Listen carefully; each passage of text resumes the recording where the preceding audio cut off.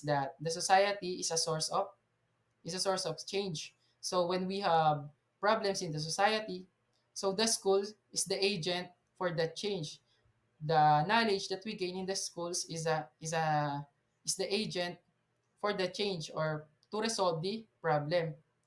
So society is ever changing. That's why school are made to help understand and address these changes in the society. Schools are only one of the many institutions that educate society. And then also school curriculum addresses diversity in the society. So that is sociological foundation.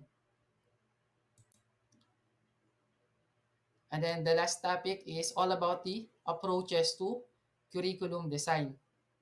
So the first one is subject-centered design. So we have here subject design. It is the oldest so far and the most familiar design for teachers and parents.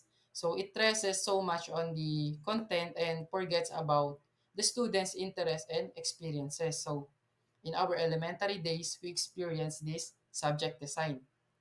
Also, it neglected the potential and talents of students because it focuses only on the subject itself or the content itself.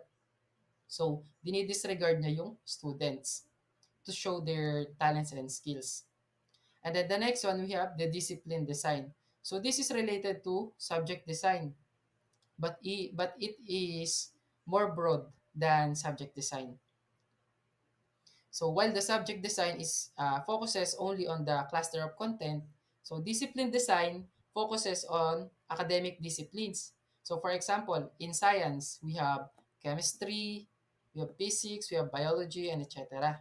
So this means that the discipline design is far broader than subject design. So that is discipline design.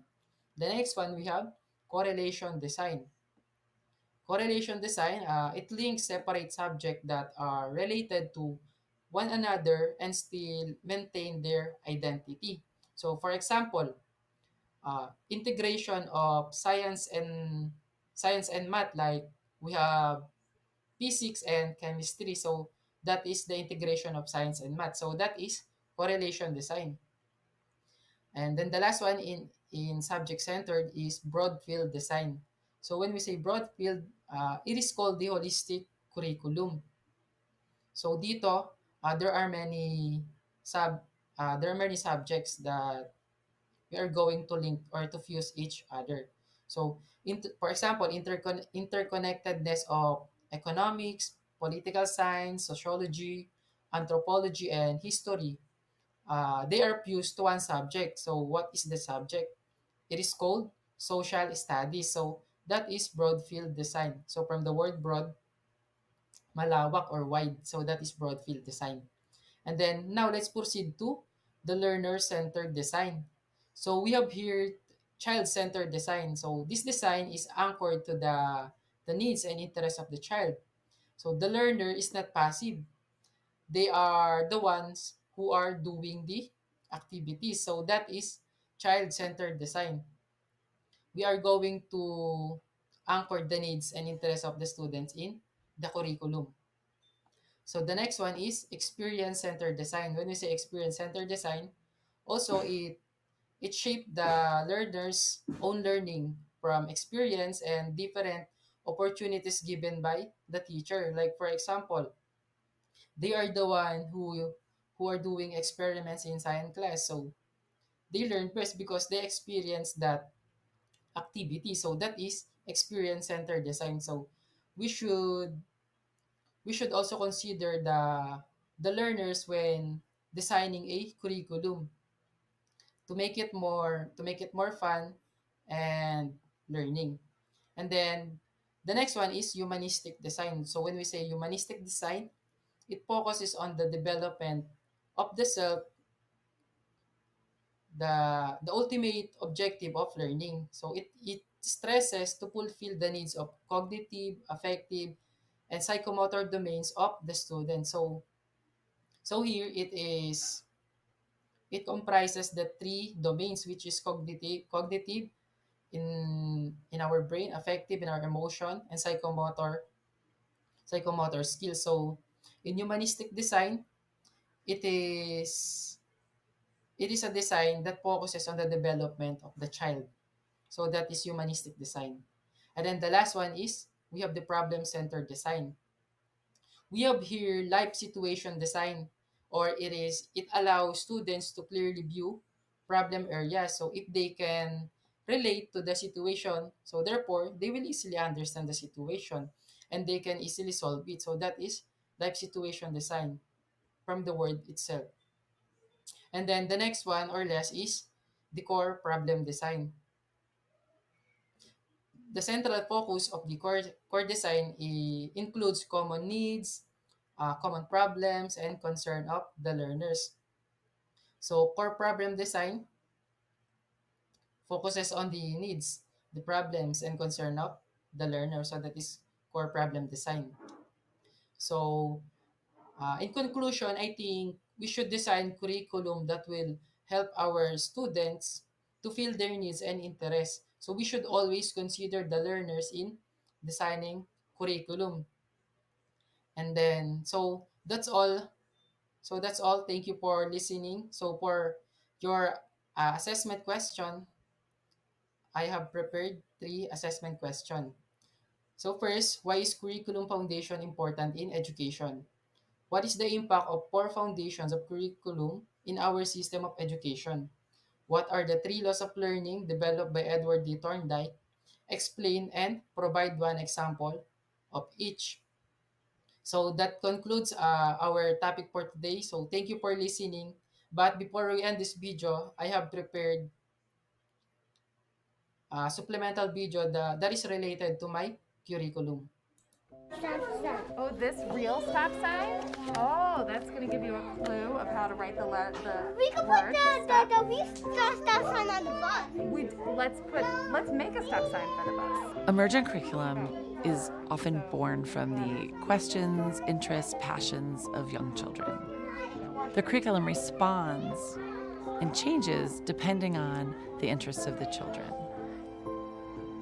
We have about 48 learning objectives that we address throughout the school year. If I think about building a house, I look at those learning objectives. That might be my foundation, my 2x4s, the frame of the house.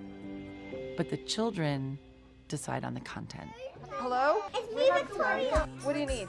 I need to make another one. The children decide on what color we're going to paint the house, what furniture we put inside of it. That's driven by the children. There's shampoo. There is shampoo.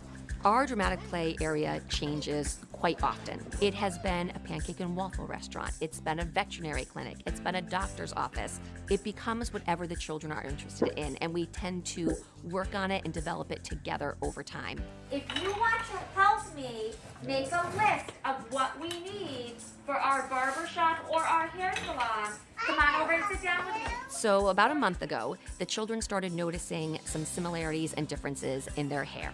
The texture of their hair, the color of their hair, the length of their hair. So I read stories such as Hair Love and Even Monsters Need Haircuts.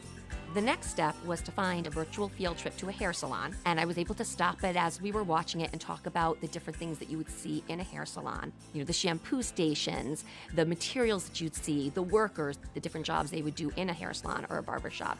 Okay, what do you think we need? Shampoo. Shampoo. Do you wash your hair with shampoo? At my bathtub, at my home. If I were to just buy some stuff and set it up, it wouldn't have the same meaning to the children. It also wouldn't build that sense of anticipation. If it takes time over weeks for us to gather materials, make plans, make decisions, by time it finally opens, they are so excited to get in there and play. It gives children the opportunity to contribute. Maybe our 4.5-year-olds who are starting to do some emergent writing, they make signs.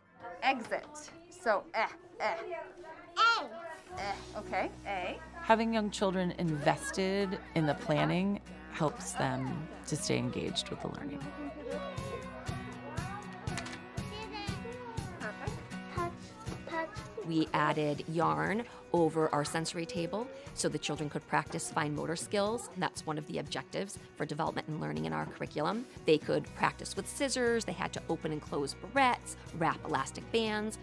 Are you waiting for an appointment at our barbershop and our hair salon? Do you want to go ask her if she wants to do your hair? Tell her you're ready for an appointment? I'm ready for an appointment. The children are now very happily playing, taking on the different roles of being a customer, being a stylist, being a barber, learning to share the materials and take turns with the different roles. Dramatic play is very, very important for children. It brings up so many different situations where we can stop, we can talk, we can problem solve, and we can work through situations. Wants to be the customer. Do you want to be the customer? You do? All right. Do you want to come and sit down and someone will take care of you? Because we change our dramatic play area based on the interest of the children, A clipper. A clip or a clip? Dog. they are much more invested in playing there.